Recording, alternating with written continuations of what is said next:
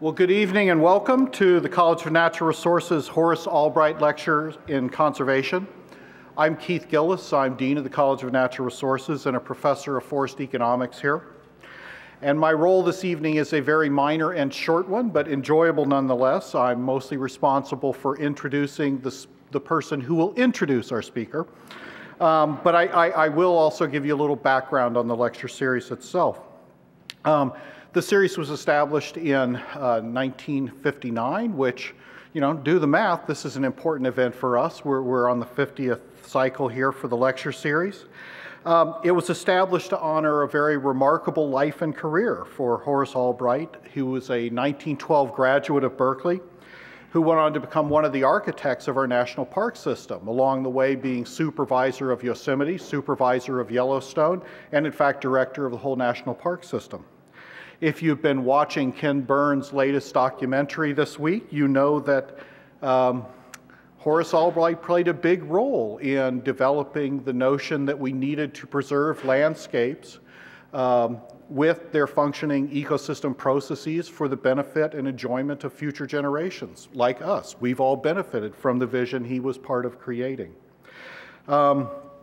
Past lecturers in the series are a distinguished group. They include David Brower, Carl Pope, Norman Myers, James Geringer, and many others from many different walks of life, government, industry, the nonprofit world. So our speaker this evening will be joining some distinguished company, and she'll be followed by some interesting people in the future. Next spring, we'll be continuing the series with Chris Jones, editor-in-chief of National Geographic magazine. So be on the lookout for our information about the next speaker. It should be coming out sometime early in the new year. Few short bookkeeping things. I'd like to thank the Haas School of Business and my colleague, Dean Rich Lyons, for their partnership with us in putting this event out and letting our alums in both colleges know about it. I'd like to let you know there will be a question and answer period later, so if you can hold the burning question till the end, you will have a chance to ask it, and we'll have some mics so that we can actually capture your question, both on the video we'll be taking and the rest of the audience will be able to hear you. And with that, I'd like to introduce Dick Beers, a longtime friend of the College of Natural Resources. Dick is a 1968 Berkeley graduate who's been involved with the college in one way or another very intensely over the last 20 years as our first chairman of our advisory board and more recently as chairman of our campaign group as we participate in the campaign for Berkeley. Those of you that know Dick, you know that he has boundless energy and a passion for the environment and is sometimes a tough guy to keep up with, and I like that because it keeps me honest and keeps me active. He was instrumental in convincing our speaker tonight to come, and therefore I'd like to give him the honor of doing her introduction. Dick?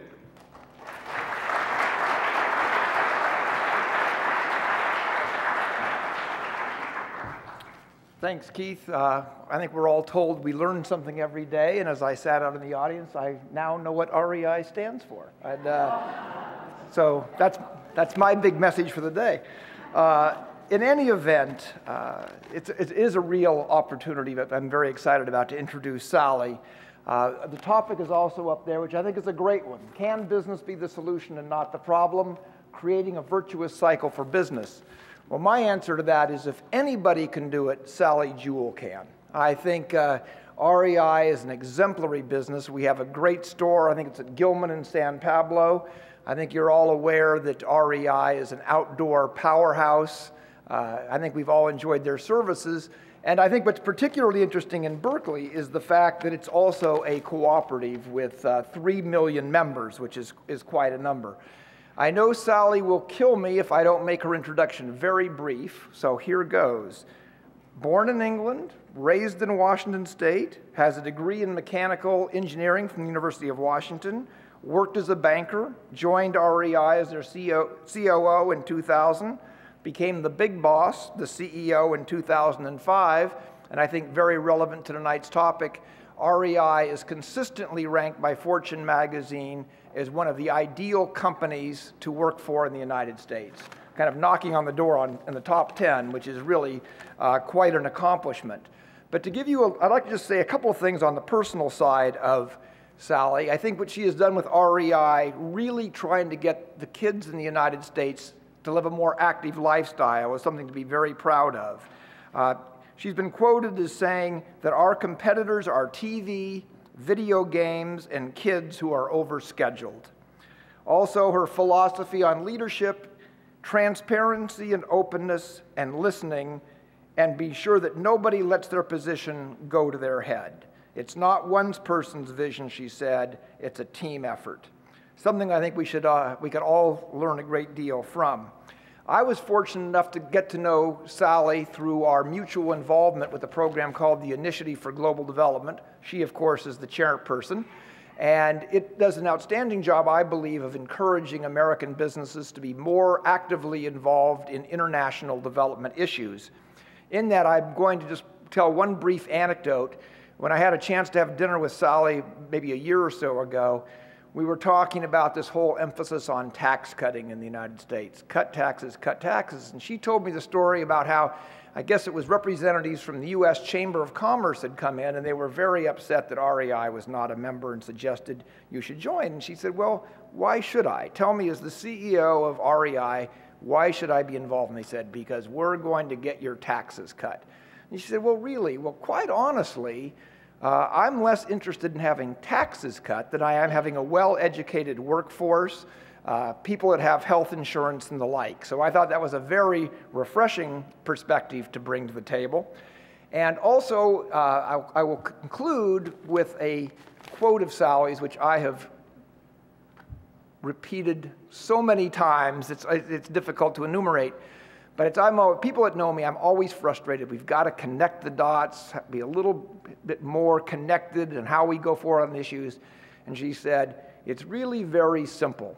We need to move away from random acts of kindness to a focused strategy. And I think that when you're taking on some of the most important issues that we all face, that we need people like Sally to help us lead the way on that focused strategy.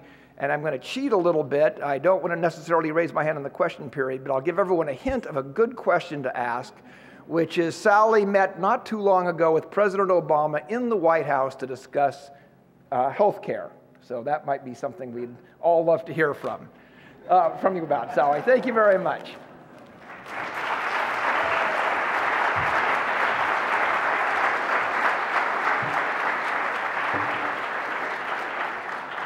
Thanks, Dick. Now I just have to live up to that introduction, which is going to be difficult. I'm thinking, did I really say those things? Thanks. That's good. Well, it's a true privilege to be here under the banner of Horace Albright, especially at this point in time when we are tuned into our national parks. And I'm so happy about that because they've been neglected, and they're coming up on their centennial, which is 2016. And so the Ken Burns film series on PBS could not come at a better time because our national parks have been in some trouble for some time. They, El Cap still looks great, Half Dome still looks great, but I actually stayed at, is it Camp Curry? Is that right? $70 for a very nasty night's sleep. I thought next time I'm bringing my REI tent and my pad and my sleeping bag. But, when you scratch below the surface, they need our help. So to be here, it's a true privilege to be on the Berkeley campus, to be under the banner of Horace Albright, who was the second head of the National Park Service. But I'm sure if those of you watching the Ken Burns series, Berkeley actually was very instrumental in the founding of the National Park Service with Stephen Mather and Horace Albright and a couple of others as they structured this America's Best Idea to pull from Ken Burns series. So it's great to be under that banner. I also want to acknowledge a couple of people in here. I've been working with an incredible group of people for the last year on something called the National Park Second Century Commission. And we just released a report, I think it went out last week. It's called Advancing the National Park Idea, and two of them are here tonight, and they're from this wonderful region. One is a professor here at Berkeley, Carolyn Finney, in the College of Natural Resources, and the other is Steve Lockhart, who's a physician and runs a number of hospitals here, and also Steve is chairman of the board of Nature Bridge, which is the Yosemite Institute, the Headlands Institute, and the Olympic Park Institute. Steve and Carolyn, are you out there? Stand up. They're over there. They won't stand up. Let's give them a hand.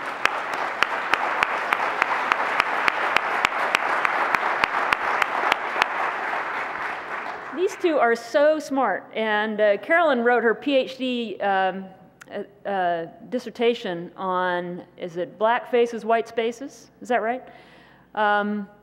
She really understands part of the challenges in making sure that our public lands feel welcome to the broad public, not just a subset of the public. So that's going to be part of what I weave into my comments this evening. The other thing I want to acknowledge is I've got a number of REI colleagues in the room. If you work for REI, could you just raise your hand?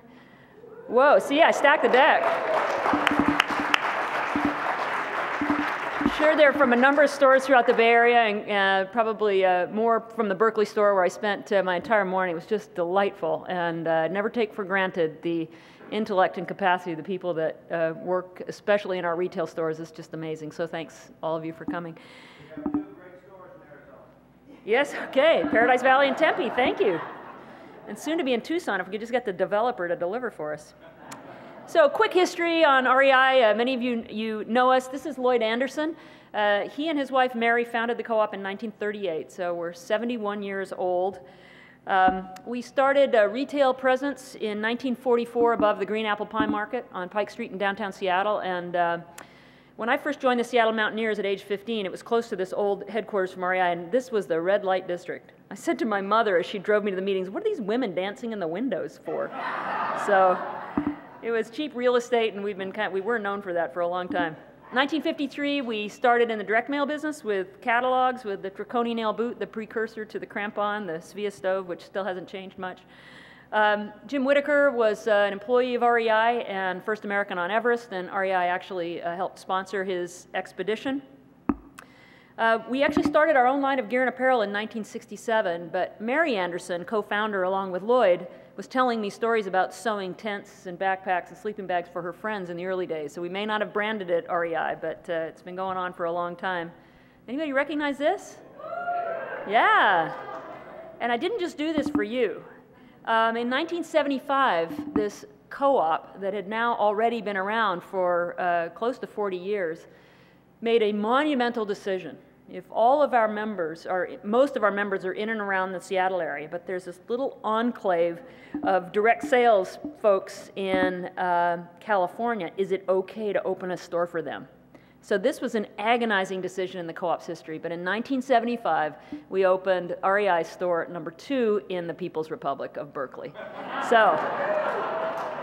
And as I was going through the store today, Kurt Felke, the store manager, showed me this sign, which is still hanging above the customer service area. So if you want to go and touch it, it's there. In 1976, kind of a pivotal year for the co-op, because we woke up as a co-op and realized that there are a lot of places that people like to recreate in that were threatened in some way. Maybe they were, access was across private property that was being restricted. Maybe they were going to be logged, or they were going to be developed, or the river was going to be dammed, or whatever it might be. And so REI started giving back through a grants program that was called Great Places Grants at the time. So that was 1976. In 1985, 2 books were, first book and then a second edition on the Great Places to Work, now been picked up by Fortune magazine, and we're very proud that we've been on that list. I don't actually like being close to the top 10 because there's really only one way to go from there. We bounce all around, but we're on the list and very proud of that. In 1996, pretty early adopters of the web. I was on the board of directors at that time. That's the year I joined the board, and boy, there was crazy stuff going on the web, and as a co-op, it was very difficult to compete. And I have to say that I'm just so happy. You may not be because you're close to Silicon Valley, but so happy when that .com bubble burst and we got back to a rational life again, because this little co-op could not have continued to compete. We would have had to bring in outside capital, and it might have had a very significant impact on our co-op if we'd had to do that. 2002. I want to bring this up because this was a year we went away from the Great Places grants, realizing that there's actually a lot of people doing that. There's large organizations like the Nature Conservancy and the Trust for Public Lands. There's land trust organizations around. It's actually really easy to raise money for a threatened piece of land. But no one was paying attention to children, especially children of color, and how we reach out and introduce many young people across the spectrum into outdoor activity. So we changed our grants program, made it much bigger. It's now 3% of our operating profits. which is a big number. Less this year and last year than it was the year before, because that's the economy, but a big number, $3 to $4 million. And we're targeting that specifically to organizations on the ground in places like Berkeley that are doing a great job of connecting children with nature. So that was a major change. Then in 2005, we crossed the $1 billion threshold, and we had a little party. We bought pizza for everybody in the company, okay? You know, stores love food.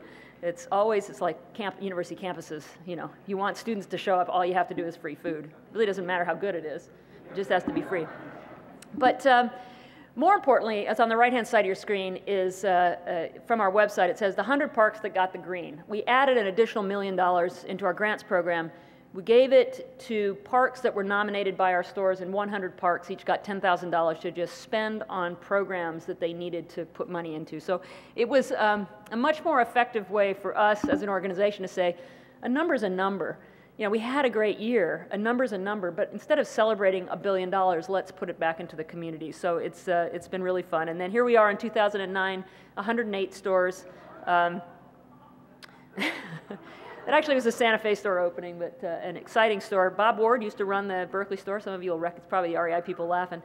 And then a prototype of a new store concept we have in Boulder, and we have another one in Round Rock, Texas I'll talk about later. So 109 stores, Dick mentioned. We actually have between 3.5 and 4 million active members, but close to 10 million people have joined the CoOp since we were founded in 1938. So CoOp members out there? All right, I love Berkeley. Northern California is our biggest market. Julie Harris is back there. She runs all the stores in Northern California, too. So if you got a problem, don't see me. See Julie. There she is in the back row. Oh, now she's not. Now she's putting her hand down. Okay. So our aspiration is to thrive as a co-op, not as a business, but as a co-op serving outdoor enthusiasts 100 years from now and beyond. That's actually really difficult to do. To thrive as any business for 100 years is really tough. We're 71 years into it, so we got a good head start. But as a co-op is difficult. No access to outside capital, you know, you don't get do-overs. You can't just go to the market and raise money. So you actually have to kind of do it right the first time. And we've been close to the brink a couple times in our history. Hopefully no more, but you never know. But it's more challenging to serve outdoor enthusiasts because you have to have people that enjoy and appreciate the outdoors, and you have to have the outdoors. 100 years from now, that's going to be difficult. But we take inspiration from Mary Anderson. She's still with us. She's 99 3/4 years young. Mary will turn 100 on December 7th, 2009, and we hope to have a big party for her, if we can get her to do that. And I'm doing some oral history with her actually right now just to kind of record those early days in the co-op. She's got great stories. We have a core purpose. We inspire, educate, and outfit for a lifetime of outdoor adventure and stewardship.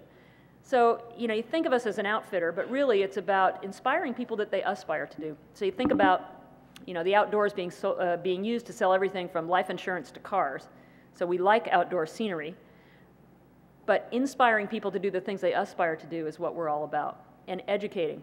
Folks wearing green vests in our stores, the website, trying to help people have a good time in the outdoors, whether or not they ever buy anything from us, it doesn't matter. The outfitting ends up being a part of that, but if we do it right, we also are connecting people back with nature and taking care of the environment. So our board of directors is a wonderful board. They are, I'd put them up against any other corporate board in the country, and most of them serve on other corporate boards. But we have the luxury of not having to worry about the quarter-to-quarter profit pressure that a public company does. So we can think long-term. So one of the things we did at a retreat, and it was actually in Corte Madera at the Best Western. We go first cabin. At least I don't make them camp. Although some would be willing to do that. We said, what are the big things going on in the world we need to be paying attention to? So there were 5 main areas that the board came up with over the course of a couple retreats. One is globalization.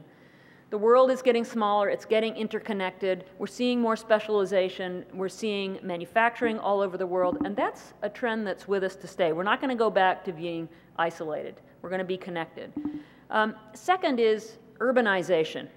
So at this board retreat, we hired somebody some of you in the room may remember, certainly Dick will, and that is Stuart Brand, who wrote the whole Earth catalog.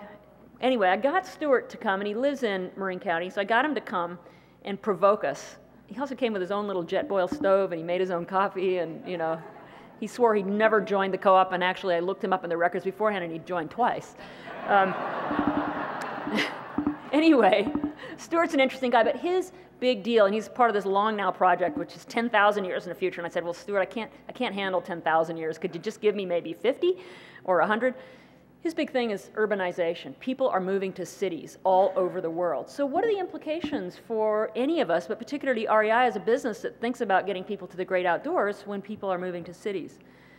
The next is demographic shifts in the population. So just as I was talking about Carolyn's work, our population is changing dramatically, but our outdoor spaces are really dominated by the majority race in this country, and even beyond that, sort of the upper income levels.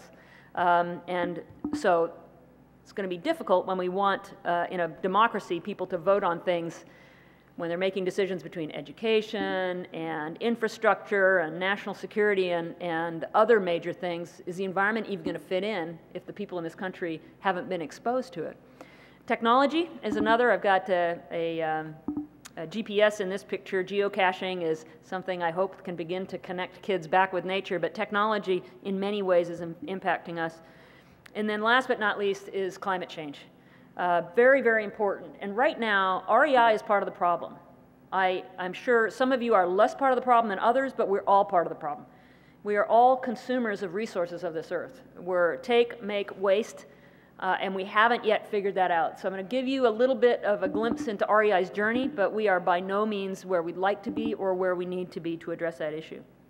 So what I want to do is, over the course of this, is just pick a couple of big issues that we're working on. It's not comprehensive, it's just a couple of examples of what one business is doing to try and address this. And I hope in the course of the Q&A that you'll have some answers for me as well in terms of what maybe we could be doing better or things that you're seeing that you think could accelerate this. So corporate social responsibility, kind of buzzwordy, has been kind of a balancing act.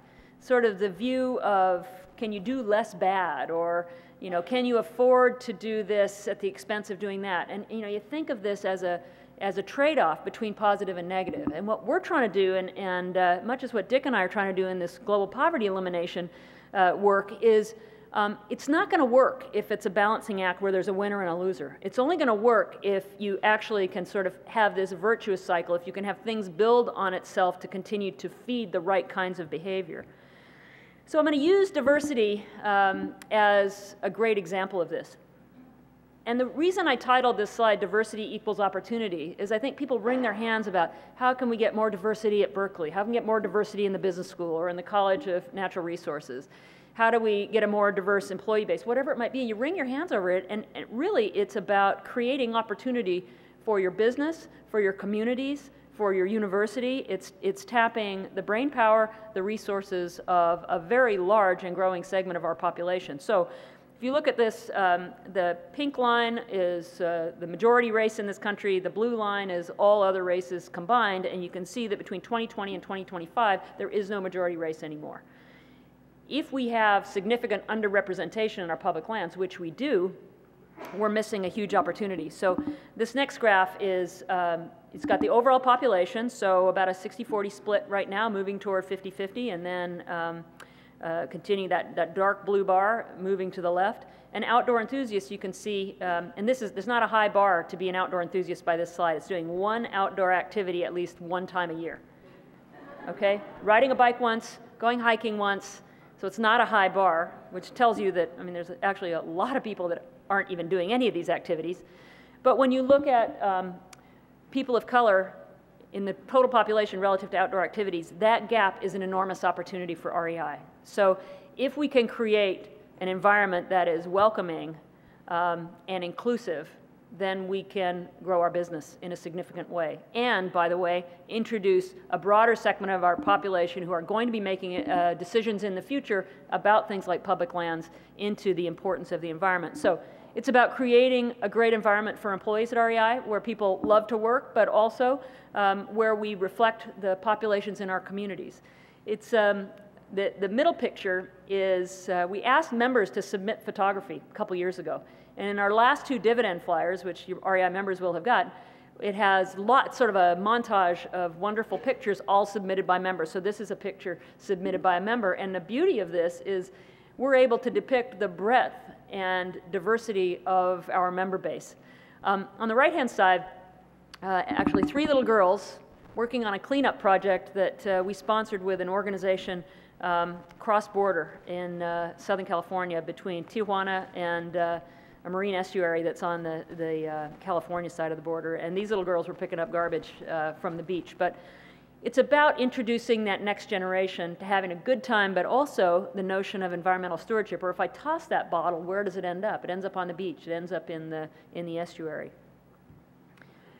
It's also about creating and deepening relationships in the community. So some of you will recognize the guy on the left here is Ken Burns.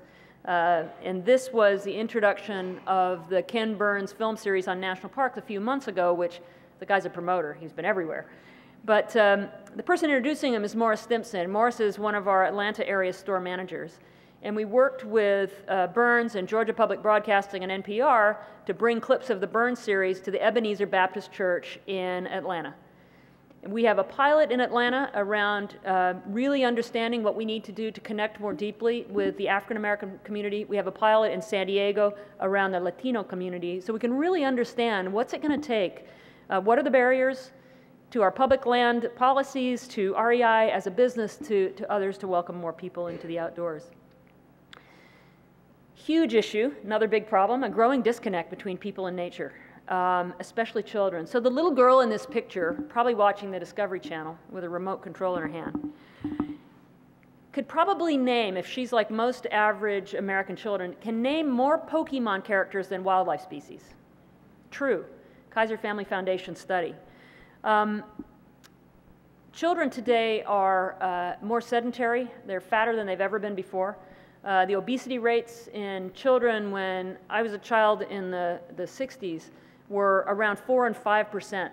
Now it's 16%, and small children and teenagers have the same rates of obesity, and it's just gone north from there. So the cartoons have continued to keep up. I have permission to use all the cartoons I'm using, just to make sure you know. Mr. Wilson says, when I was a kid, the outdoors was my PlayStation. And of course, there's Dennis the Menace, so they're keeping up. But this is one I like even more. This is Bizarro. Wow, what is this place? It smells like Home Depot.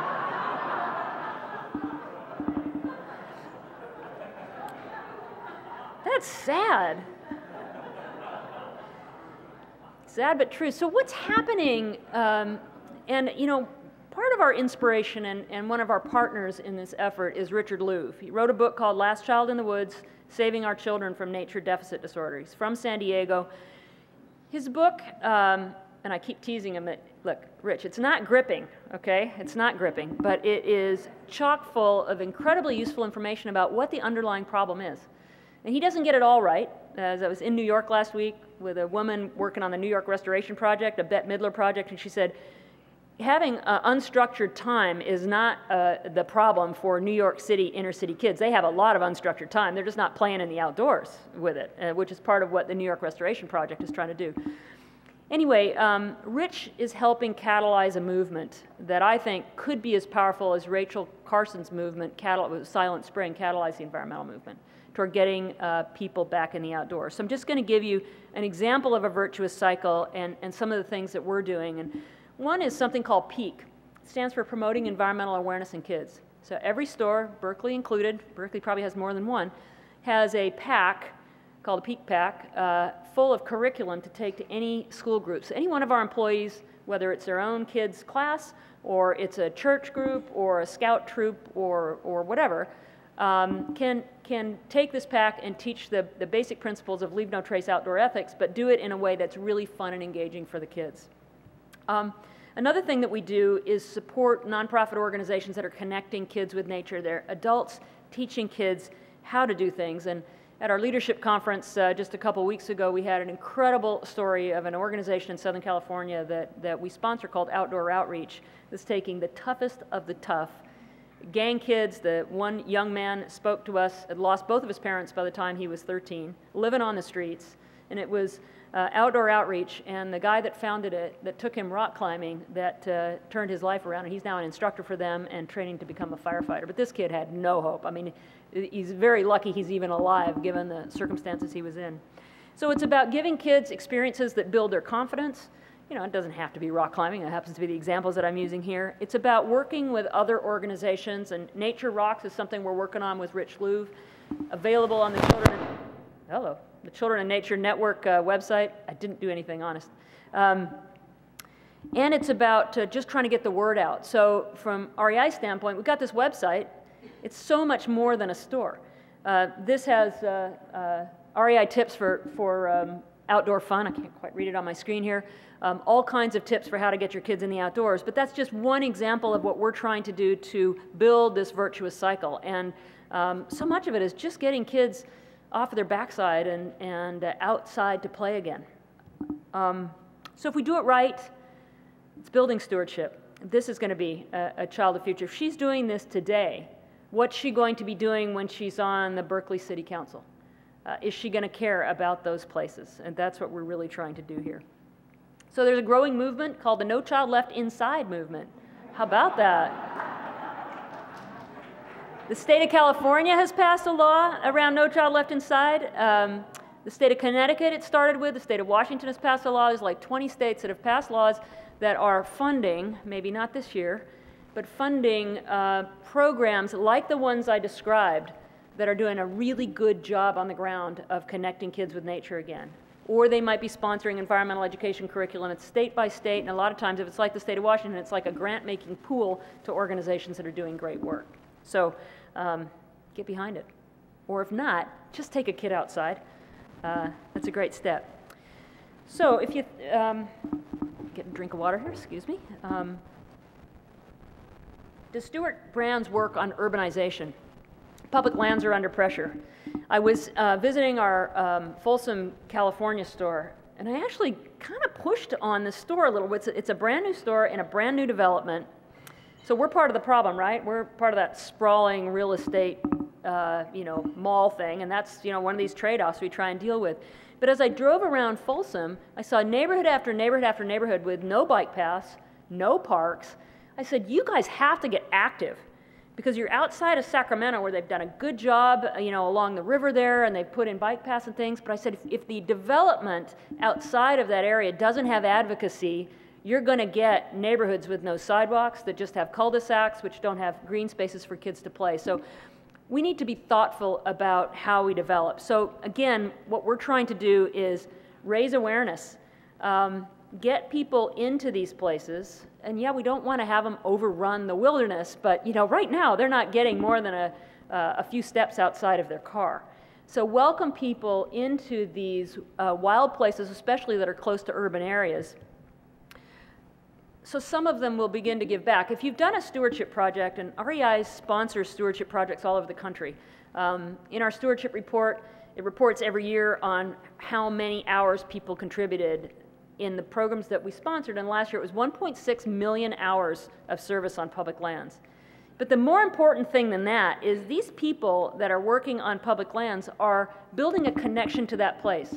So if you've ever gone out and picked up garbage in a park, you look at that park differently. If you've ever gone out and worked on a segment of trail, you look at that trail differently. You also say, well, that team did not do as good a job as I did, because I just tripped on that route. But it builds a sense of place. And some of the work that Carolyn and Steve and I did as part of the Second Century Commission was talking about re-energizing the notion of the Civilian Conservation Corps. So that took unemployed young men from World War II and post-depression, and it put them to work on public lands. And it was like the military. In fact, it was organized by the military. And now you have tens of thousands of people who are now elderly but have a connection to that place that they never lost. So you think about this disconnect between children and nature and the opportunity to connect people to their public lands at a time when our public lands are crumbling, they need support, and people need jobs. That's a pretty powerful combination. So we're working on that. We work with the organizations like the National Park Service, the U.S. Forest Service, but California state parks, city parks, county parks, public land agencies, because you're not going to do it alone. It's a team sport. And sometimes we put on suits and we go and lobby in Washington, D.C. So I thought I'd show that. It's a handful of my colleagues and me doing what we do. And it's not only about sort of the wilderness areas you might associate with REI, but it's also bringing the outdoors into people's everyday lives.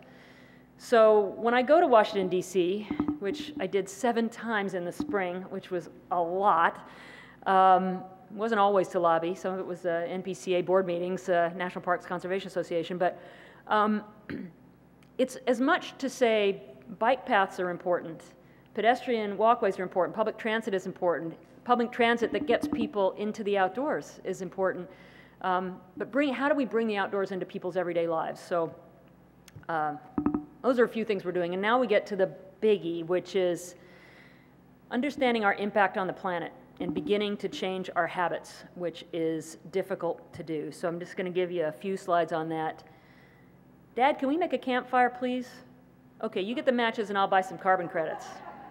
This gets to that balancing act we're trying to deal with, and man, this one is tough. So I just have a couple of examples of what REI is doing. The upper left is our Portland store, LEED Gold certified, right? We can pat ourselves on the back for that. But 34% of the power that is powering that store is coming from a coal-fired power plant, which we know has an impact on the climate, and by the way, at least our snowshoeing business, you know, maybe not our water sports business.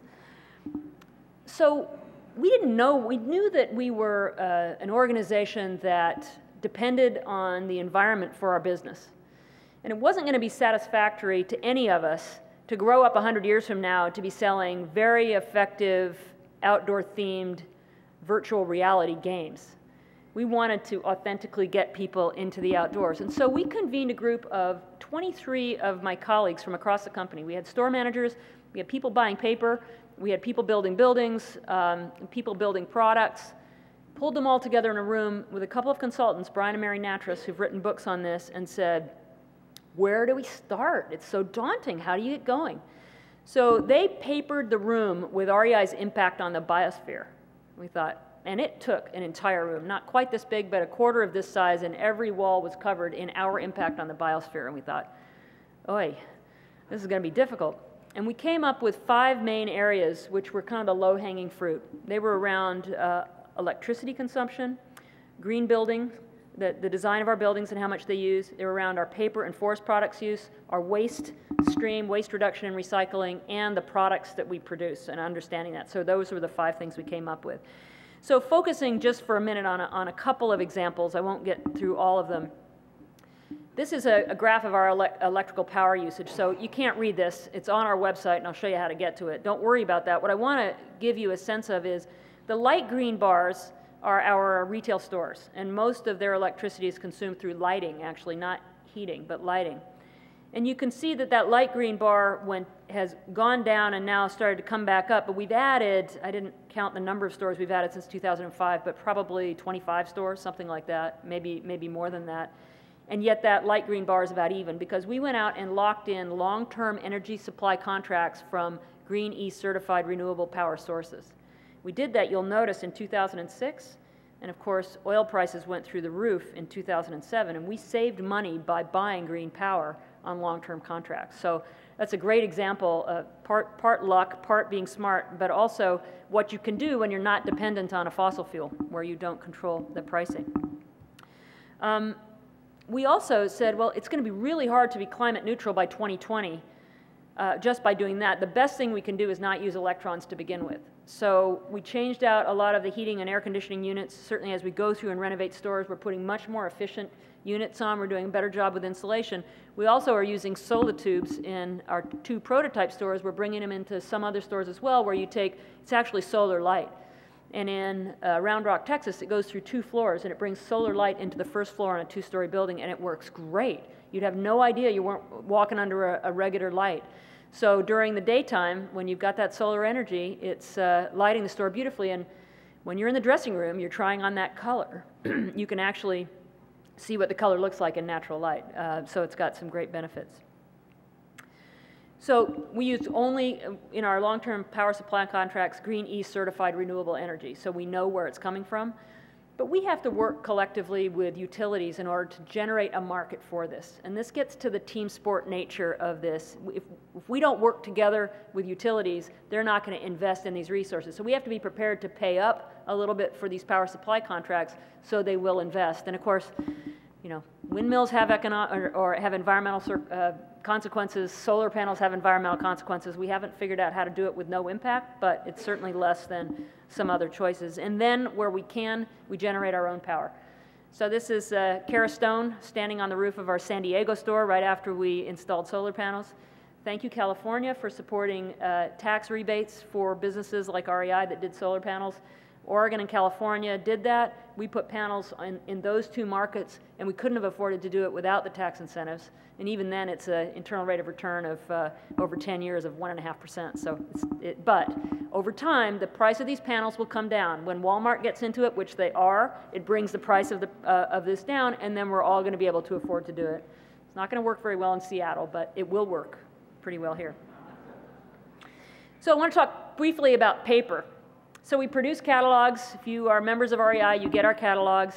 Kind of a one-size-fits-all, very expensive, hard to do. It uses paper. And by the way, paper comes from trees and forests, and you know, we're trying to preserve those for people to hike in, right? So one of the solutions we have, of course, is to not use paper at all and to go more to electronic communications as long as it works for you. So a couple of examples.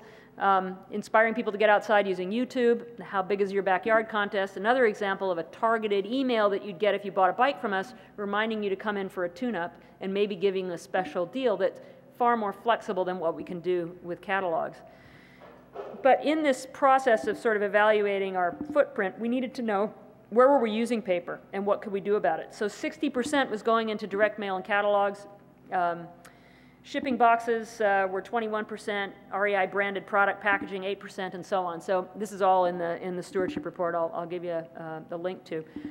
We needed to know where it was coming from so we could figure out how to reduce it. We also went to Forest Stewardship Council certified paper. It's just one attempt toward getting to sustainable forestry. It's not perfect, and I know there's a lot of natural resources people in here who probably can shoot it down, so I'm hedging my bets here, but there are several that are at least getting in the right direction. And now with the forest products industry in real trouble, the fact that companies like REI were buying FSC certified paper means that the mills that were doing a better job are actually getting more business in this economic downturn than those that weren't. So it's got a benefit.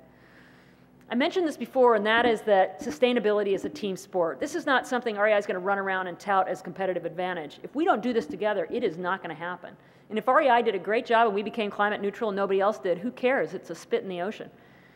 But if we work with organizations like RILA, the Retail Industry Leaders Association, where we're members, and it's the big dogs, it's Walmart, Target, Costco, Home Depot, Lowe's, Best Buy, Walgreens, we're at the table with them. We're giving speeches like that to them. They're telling us about what they are doing, and in that we can create an enormous market for green power, for solar panels, for other things in retail that really make a difference.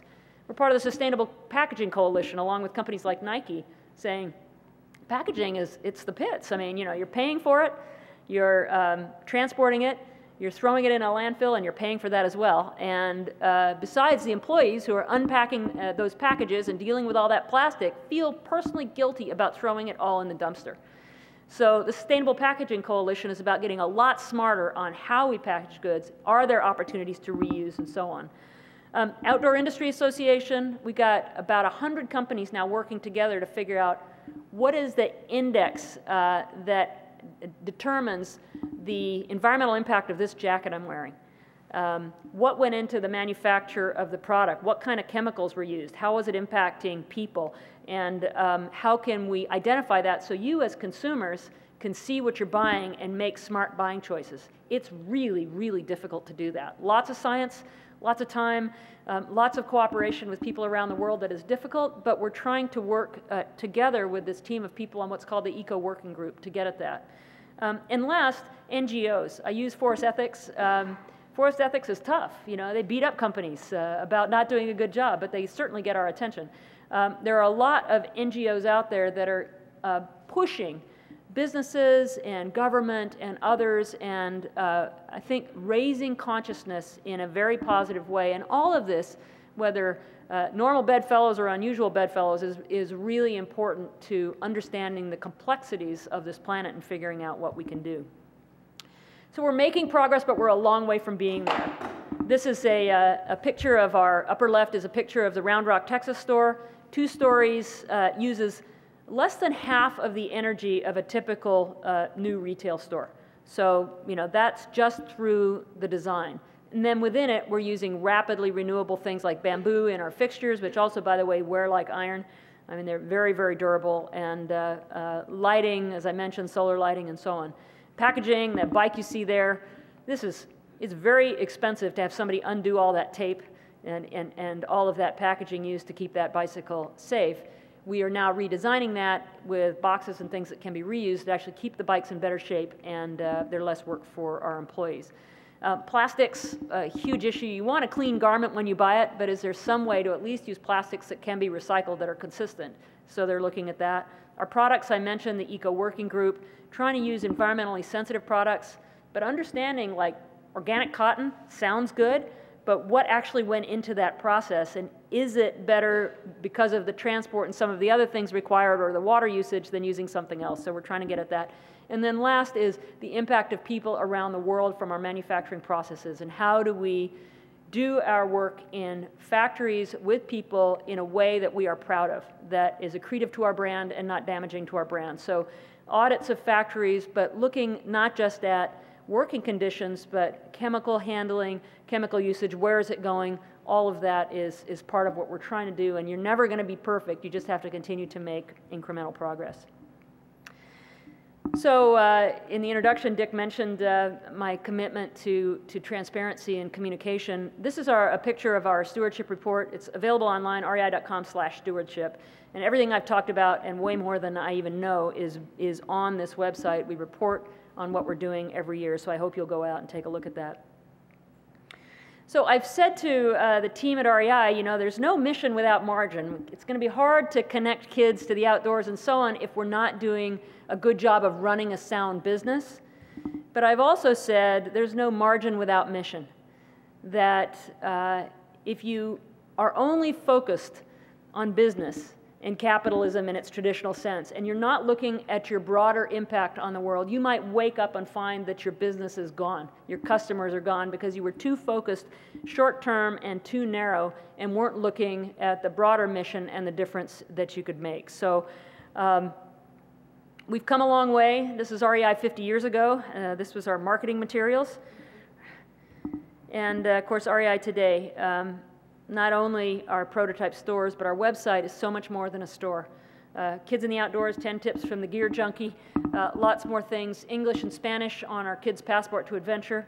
When I met President Obama, I gave him a Kids Passport to Adventure with 5 family-friendly hikes and bike rides in the DC area for Malia and Sasha, along with the prize that we give the kids if they just sign up and do 1 hike or bike ride. And they're free of charge to any child that comes in. They don't have to buy a thing ever. It's like the summer reading program at a library.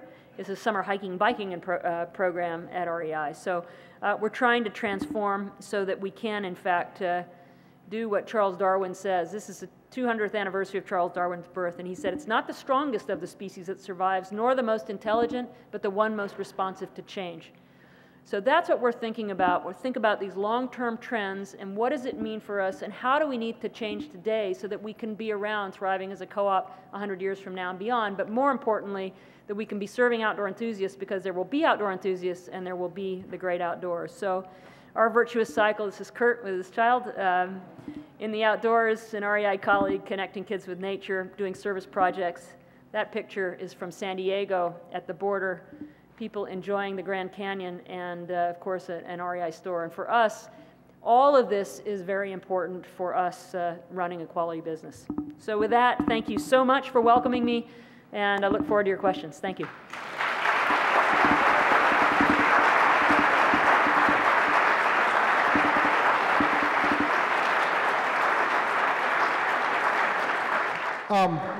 We have 2 members of our staff with hand mics, and you may not think you need a mic, but you actually do, so the rest of the audience can hear your questions. So please, they'll be running the mics out to you. One right over here, right there. It works, good. I actually am a very strong advocate for cooperatives, and I was hoping you could talk a bit more about REI as a cooperative and what you see as the future of cooperatives, and whether cooperatives fit into the social enterprise buzz that's been going on. Yeah, it's a great question, and I don't get it as much as I would think. Group Health Cooperative, which is also based in Seattle, is a very large healthcare cooperative, and so they've been right in the thick of all this discussion around healthcare reform. And Scott Armstrong, who runs that, would probably answer it a little bit the way I do, which is it's really tough, actually. When you look at the history of co-ops, and I gather from a conversation earlier that there was a food co-op in Berkeley that is no longer. There's a food co-op in Seattle called Puget Consumers Co-op, still doing okay, but they have their struggles. And just like that monumental decision that the REI board made in the mid-'70s to open the second store in Berkeley, one of the challenges to scaling co-ops is getting through the governance as you try and figure out how to run a business. Because no mission without margin, you have to run a healthy business. And there is, and I didn't even know this when I joined the board of REI in 1996, that really how a co-op even ran. And you have to run a healthy business first. And many people that found co-ops, like REI in the early days, which is just a group of climbers trying to get access to high-quality climbing gear, weren't necessarily thinking about it as a business. And if I look in those early days, Lloyd and Mary loaned the co-op, in the 50s, they loaned the co-op $50,000 of their own money, because there's no way the co-op could have got a loan from banks. So Europe has much larger co-ops. There is a pretty robust system in the United States for financing producer co-ops.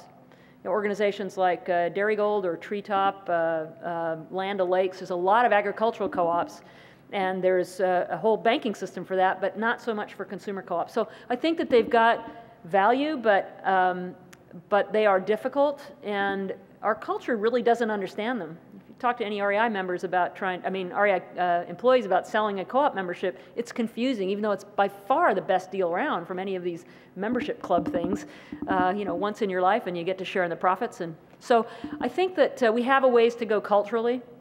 I do think that with sort of a conscious capitalism movement and people thinking that, the triple bottom line, which I'm sure the Haas Business School talks about, at least I hope you do, sustainability MBAs cropping up, people are thinking about more than just the standard financial bottom line, that may give a concept of a co-op a boost. But I have to tell you, it's tough to do. And looking in the history books of REI, there's been many points where, we could have gone the wrong way. And a lot of it just is growing pains and governance and understanding that a co-op actually has to be run as a really sound business first. Questions? There's one back there. There's one up here. Go over here first. Okay. Thanks. I have two questions, and I'll let you take your pick. One is, what do you know about alternative currencies? And would you comment on some of those possibilities for our nation? They're also more active in Europe. The other one is, as a regular person, I've been trying to approach businesses in my neighborhood to ask that they use more sustainable packaging. Mm-hmm. I've even brought, for leftovers, my own Tupperware from home. Mm-hmm. They're not very excited about that at all. Mm-hmm.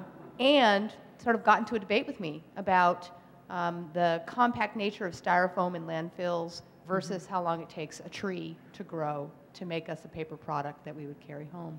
So I'm really interested in how, as one person, I can impact businesses that I would like to patronize. Or, what do you know about alternative currencies? Yeah, I actually don't know a thing about alternative currencies.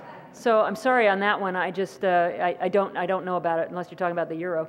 So I don't know about that. I'm sorry. On the packaging side, or the example you give, I would say this: that when I joined REI, I wasn't enlightened about what it really meant to work for a co-op. Is it better to sell to a non-member than a member because we don't have to pay them the dividend? Right? These are just basic questions until you really learn. And think about a lot of businesses that were very naive to, the use of styrofoam and things like that are now have really moved.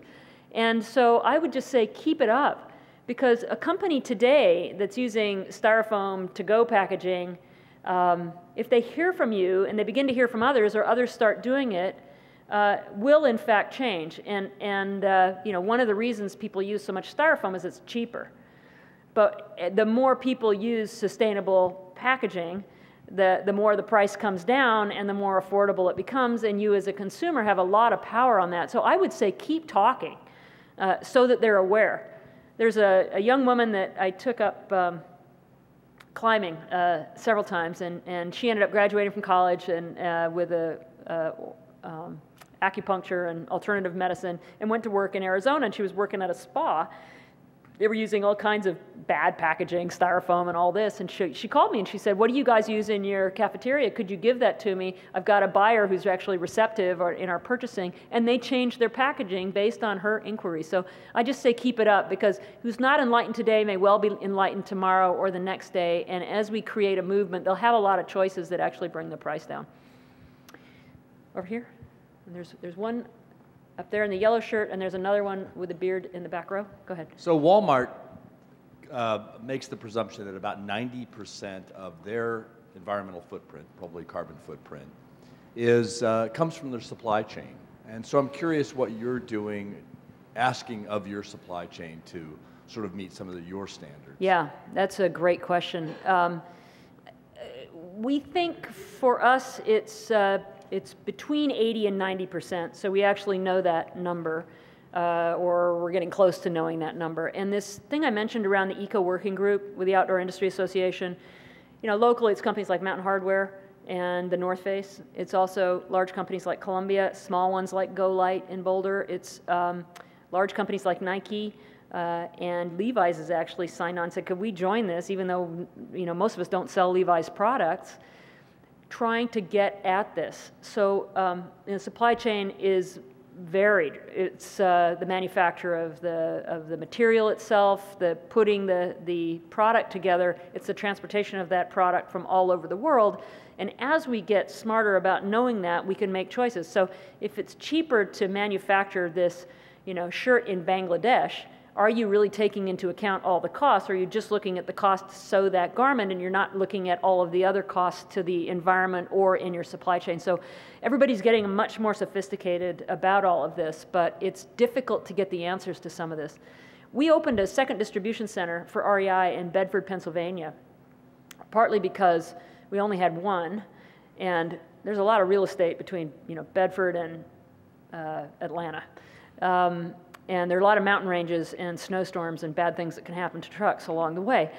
But also, it's around the cost in the supply chain. So we actually bring products into the Port of Baltimore that are going there, as opposed to the ports of Seattle and Tacoma that are coming to our Washington-based distribution center, and saving a huge amount of money and carbon in that process, because the shipping is actually the most efficient. Trains next, trucks last. And of course, you know, people that buy a product online and have it FedEx to them, that's really bad. So, you know, some of the things that we are doing, for example, we have retail store pickup. You order online. You know, the store selections are never going to be as big as what you do online, but we put it on the next truck going to that store, and then you pick it up, and the incremental cost of that package going on a truck that's coming to that REI store anyway is nil, compared to putting it on FedEx and shipping it through the air. So, you know, all these things, it's just trying to be intellectually honest, ask the questions and get the information so that you can then make smart choices. And this Eco Working Group is trying to get at exactly that question. Where are the mics now? There we go, one there. I am here from the business school, also an REI member. My question is about REI as a workplace. Notice that in the retail space, there's traditionally very high turnover, and REI is much lower than the industry average. Mm-hmm. That said, there's still relatively high turnover relative to other industries. Mm-hmm. Could you talk about the role of the folks that work at REI in terms of being ambassador for this message, both while they're working at REI as well as after they leave the stores? Yeah, you know, it's our employees are incredible, and I learned really early on that I never make an assumption about the kind of background that anybody I'm talking to might have, because I might be talking to, you know, a professor in the, you know, Cal Business School, Haas Business School here. I might be talking to a PhD environmental scientist. I might be talking to somebody that's been working on bicycles for 40 years and used to design bikes. I mean, I never know. And we have incredible employees. And, you know, the good news is they really hold us accountable. I mean, as customers have nothing on employees in terms of making sure I'm doing my job right or making sure we're doing the right job around the environment. And so they have a very high standard for us. And, you know, Berkeley is right up there near the top. We know it's going to be very engaged, but that's true actually throughout the network. And so trying to, I mean, I think that the loyalty that we engender has a lot to do with the way we run our business. You're going to be more likely to leave a job, even if you're making more money, if you don't believe in what that organization is doing or you can't get behind it. And so I think one of the reasons we enjoy relatively low turnover for retail is because there's tremendous pride in what we're doing. You know, we're not selling stuff. We're inspiring, educating, and outfitting people for a lifetime of outdoor adventure and stewardship. That's what we're doing. We're connecting children to nature. We're helping people lead healthier lives. We're encouraging them that they don't actually need that coat they thought they needed, that this one will actually work. And I think that, you know, you can ask a lot of them because there's a lot of them out here in the audience, but I think that pride in what we're doing, that is that mission-based stuff, not the margin-based stuff, that really keeps people working for us. And you know, we listen. I learn a huge amount, like on the visit I had with Berkeley this morning or Fremont yesterday or Brentwood tomorrow. I learn a lot from our employees about things that we can and should be doing, like, for example, how guilty people felt when they were stripping the plastic off packaging and putting it in the dumpster. You'll see a lot less signage in our stores because people said, you know, just don't like taking these signs and throwing them in the dumpster when we're done. Besides that, you know, they're kind of cluttered and hard to figure out. So, you know, I'm not sure that, I think there's a lot of things that go into it. Retail is a relatively low-paying profession, and you need a lot of people on the floor, and it doesn't pay a lot of money, and it's actually pretty hard to make a living working on a retail floor, and the employees that choose to do that for us have adjusted their lifestyles, or they're married to you know, somebody that's got a regular job, or they're, you know, sharing quarters with friends, and they're enjoying their climbing outings. I mean, you know, there's just choices that folks make. But you're right, we're less than half the turnover of regular retail. Turnover is not all bad either. So, you know, brings in fresh new perspectives as well. Right back here. There's one in the back corner there in the green shirt too. Oh, you got one up there. Okay, go ahead. So I might be getting into trouble asking the boss no, this question. No, you wouldn't. But not at all. You were just talking about this, and it has to do with one of the mega trends that you didn't bring up. There was the inequality in CEO pay in the past 20 years to lowest full-time employee pay. Right. And I don't know.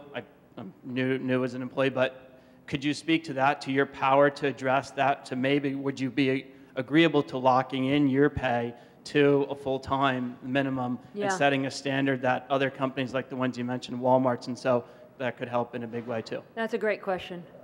I would expect it in Berkeley. No, it's a great question. So my pay is on our website.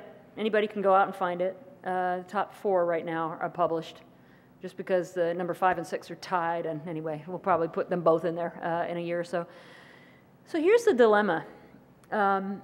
Yes, I could say to the board, you know, I don't want to make any more than, you know, 10 times the lowest paid employee.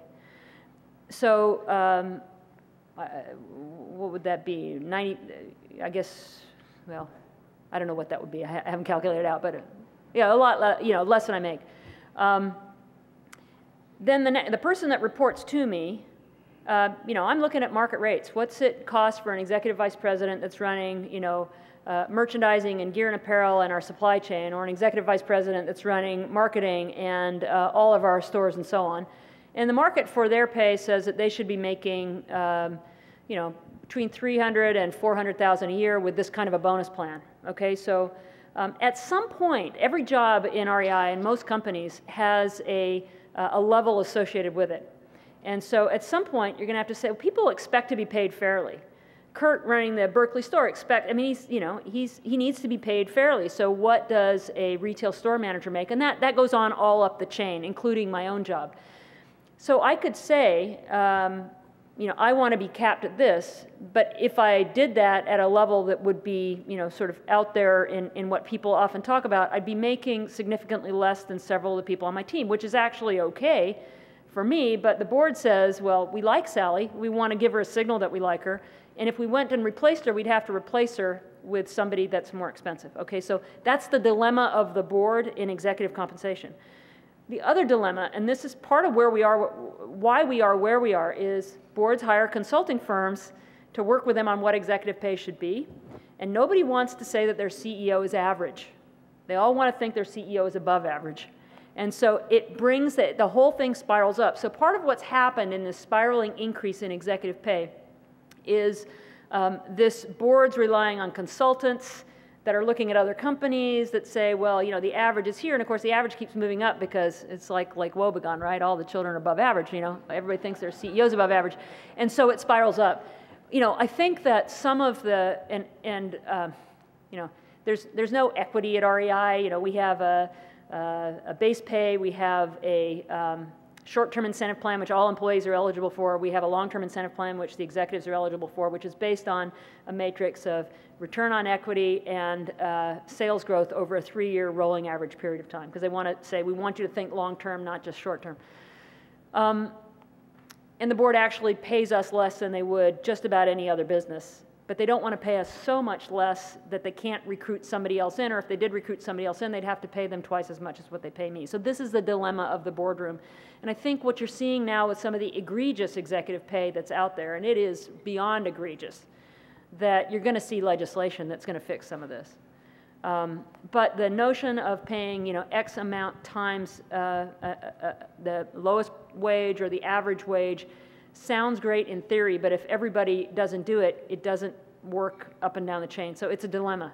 And, you know, I have said to the board, you know, I don't want to raise. You know, I have said to the board, and I actually, in this last year, which was a tough year, I talked to the comp consultant and the board and said, I'm happy to take a cut in pay. And they said, let's wait on that, because you can do that, but it's never going to be enough for some people. So it's a dilemma. It's something our board deals with, but I'm not sure how you fix it, frankly, short of publicizing this, embarrassing people, and having boards wake up and do what they should be doing.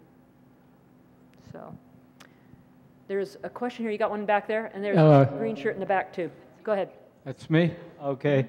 I understand that 70 is the new 50, and Yeah. I wondered what REI is doing to target that population, number one, and number two, I think you can take advantage of that 70 population and bring them together with your young population you're targeting to make the outdoor experience even greater. Great. Thank you for your question. I completely agree with you. And by the way, 50 is the new 30, and I'm, you know, so I'm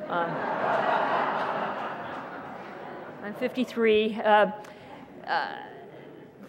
First, one of the things we're trying to do, and I feel like we're doing a pretty good job, is trying to be a store that is a great store no matter whether you're 6 or 16 or, you know, 46 or 66 or 96.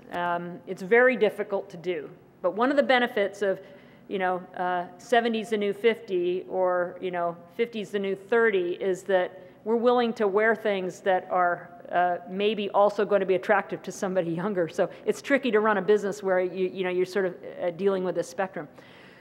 Grandparents, baby boomers as they become grandparents, or traditionalists if you're using the demographic names for groups, are going to be very, very instrumental in connecting children with nature. As a baby boomer myself with 2 children in their early 20s, I scheduled my children like so many of us did. And we did a lot of outdoor stuff, but not as much as I did as a child. And I think that as these youngsters, like the ones that are on the screen right now or I showed pictures of, as people wake up to this movement, you're going to see a lot of older generation, whether they're grandparents or great aunts or uncles or just friends from the neighborhood, connecting with those kids because the parents are just going to still be too busy trying to make ends meet. So I think there's a very, very important place. And if you go to REI stores, we have folks that have retired from a profession elsewhere that are working for us that are doing that on a day-to-day basis. Anybody want to guess how old our oldest employee is? And if you know, because you work for us, don't say it. Somebody toss out a number. Oldest REI employee? 74. 81. Any others? 90 what? 90. 93. 93. Mountain Bob, Rob Roy Hierstad in our Reno store. And, you know, REI keeps you young. in a lot of ways. I look at Mary, I think, geez, I'm going to live a long time. I better start saving some money. But I think that it's a very good point. And generationally, there is a great opportunity to skip a generation and engage kids in the outdoors, and I think it's actually going to be essential. So green shirt in the back's had a hand up for a while. I'm very much concerned with the problem of locking in social responsibility, avoiding what the example everyone's passing around these days is Ben & Jerry's, which started out being a conscientious company. And you are doing things now as a company that are positive now. What can you do to assure us that this is not going to be a fad for REI, but in fact a long-term vision? Yeah. Well, you will hold me accountable to that, and my successors accountable to that, and I think that's the most important thing. I mean, there are some companies who talk a lot about what they're doing. They advertise what they're doing. I won't use names, but you can probably think of some brands that sort of brand themselves around being socially conscious. And one of my challenges with that is sometimes they spend more on marketing their social consciousness than they do on being socially conscious. And we'll get called on that if we do that. You will hold us accountable. Part of it, I think, is because we're a co-op. Part of it, I think, is because of the nature of people that shop with us or become REI members. You're not going to allow that to happen. But more importantly, how do we do this 100 years from now and beyond, and with the next CEO and the next one and the next one? And that has to do with leadership development and creating a culture that is broad and deep, and where we have the kind of commitment that we have today to continue to do this. I think it also is, you know, if it's not good for business over the long term, it won't be sustainable. You can just go down in flames with a social consciousness and not have a thriving business. So you have to find these ways of structuring virtuous cycles, things that build on themselves, things that are supportive. And if you go back to that Charles Darwin quote, you know, you've got to be adaptable to change, and you have to change with the times. And I think that maybe, I mean, I don't know, but maybe people will patronize restaurants that are using sustainable packaging or encouraging you to bring your own Tupperware, as opposed to the one across the street that's using styrofoam. If we don't do that, it's going to be difficult. If we do that, then I think it will build on itself. And I'm very optimistic right now in the emerging generations that are coming of age now in their consciousness around the planet, their concern around their parents' consumerism, and trying to say, I want to live my life in a different way. And I think that that emerging generation and the generations that are older are waking up maybe saying, I didn't need that big house, I didn't need that second car, I didn't need all that stuff that I had. I want to work with a business that supports those values. There's also things I think we can do, and I haven't figured out how to do this yet, but most of us who are active in the outdoors have a garage full of gear. And wouldn't it be cool if we could get that gear into the hands of somebody that wanted to get in the outdoors and couldn't afford it, so that we could then justify buying new stuff? And somehow I have to facilitate that. Thank you. There was, there's one here, and then there was one in the black shirt behind, so we got two right in the middle there. Sally, I wanted to thank you for sharing the 5 objectives that you have with REI. I wanted to give you a 6th one for 2010. A company south of here called Google actually has electric cars and a plug-in fleet. Mm-hmm. And I wonder, mm-hmm. with your 109 stores with solar panels coming and your 3 million members, whether you could, in your 2010 goals, put on your stewardship page how you're reducing car commutes with your employees and customers who are buying plug-inable hybrids, and mm-hmm. let them tell their story. Mm-hmm. Great. It's on the website, rei.com/stewardship. It's in there now. It's a great idea. Brilliant. It's there now. We do survey our employees around their commuting habits. We do, at a local level, have different things that inspire people to ride their bicycles. We have showers in every facility. There is a shower in Berkeley. I saw towels. I never saw the shower. 2 showers. Okay, good. You don't have to share then. That's a good thing. Cause all kinds of problems. Yeah. Well, I know. Yeah. California labor laws, though. I don't want to run into those. we have a challenge because a lot of our stores are located in areas that aren't served by public transportation.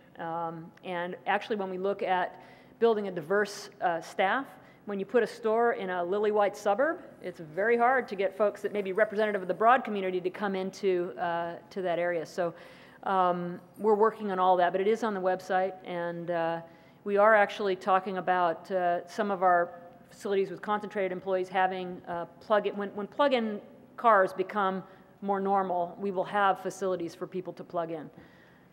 So it's on there already, but it's a conundrum, and it's a big part of our carbon footprint, actually, is employee commuting. In the black there, yeah. Thank you. So I'm a former graduate of the College of Natural Resources and also a former REI employee. So great. Double the excitement. My question dovetails with the gentleman in the green shirt, but I was specifically curious about how programs aimed at outreach and grant making fare when the economy isn't doing so well, and whether there's a sort of strategic vision that you have for how to support those programs when you know, the funding may or may not be present for staff and grants. Right. Thank you. So we have a formula, and I mentioned it earlier, 3% of our operating profits goes to our grants program. So when your operating profits take a complete nosedive in the last 10 weeks of a year, which is exactly what happened to us last year and just about every other retailer, it impacts what you do. So we very strongly believe in our grants program. We don't have very much wiggle room with how much we make to support our business. And so there's two things that we're doing. One is not particularly popular, but we made a decision to cut off the employee matching grants to organizations so that we could maintain the grant programs that our stores have at a level equivalent or close to where they are. So that's hard. We want to support the organizations that our employees support, but we looked at where that was going and felt that we really needed to support the grants program. Second is whenever I have some kind of great little capital gain, I dump it in something called the REI Foundation. So right now, the REI Foundation is about $6 million. It's not huge, but it's growing, and I want to continue to build that up because that gives us a rainy day fund for the ups and downs of business so we can be consistent with the organizations we support. So the focus of the REI Foundation is connecting children of color to the outdoors. It is very narrowly focused. And the grant we made to the New York Restoration Project, one we did to the Audubon Society for 3 urban nature centers, one in Phoenix, one in LA, one in Seattle. Another one we did to Earth Stewards, it's around here, I haven't, Earth Team, thank you.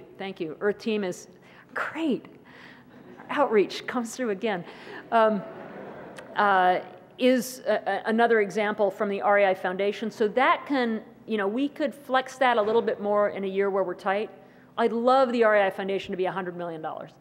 I mean, I'd love over time for us to do that, and it's my goal is to try and continue to build that up, but you're not going to do it in this economy. The reason it's at $6 million is we sold the Linwood store, and we had a $4 million capital gain, and the Katy Freeway went through our Houston store, and they condemned it, and we got several $1 million out of that, and that went right into the foundation. So we're trying to do that to maintain consistency. But, you know, there's going to be nonprofits that don't make it in this economy, just like there's businesses that don't make it. One last question. There is one in the middle, in the back. Sorry, there's several, and I'm happy to hang around and take some that didn't get taken. If I may, my last name begins with initials REI. Ah, good. And I've been a member since before you were born. Sadly, we talked about before the meeting. 3 quick questions. Number 1, are you a 501c3 company? No, we're not. Okay, number 2 is, what is the proportion of the travel segment of your business to the total revenue? The REI Adventures as a percent of our total revenue? Tiny. Adventure travel or whatever they're Yeah, the calling. REI Adventure Travel is a very small part of the total. I don't have the percentage. I'm sorry. I could get out my calculator and think about it. But it's a very small part of our business, but it's an important part of our business because it helps get people into places they otherwise couldn't go. And the trips are really fun, by the way. I've been on 5, including last summer. My husband and I did hiking in the Julian Alps in Slovenia, which is a great country to go to. I won't ask you to name the bordering countries of Slovenia, okay? Because this isn't a geography class, but it's a small part of our business. We're using it to support a growing part of our business, which is called REI Outdoor School. So I'll just mention that briefly. It's in the Bay Area, but it's designed to get people into the outdoors that want to get started but don't quite know how, or maybe take them to the next level. And just to give you an idea of where the outdoors has gone over the course of a generation or two, we had in the Bay Area and in Southern California classes on introduction to road biking and introduction to mountain biking, and people came to the class and they didn't know how to ride a bike. So now we have classes on learning how to ride a bike, which is just, it's hard to believe, but it's true. So anyway, it's a very small part of our business, but it's going to be growing, and as people like me get our kids through college, which I just did this summer, yay, we're going to have a little more disposable income to use for other things. So. Well, if we can teach the kids to ride a bike, they won't forget it, right? There we go. So, thank you guys very much. Thank you very much, Sally, for coming. Thank you.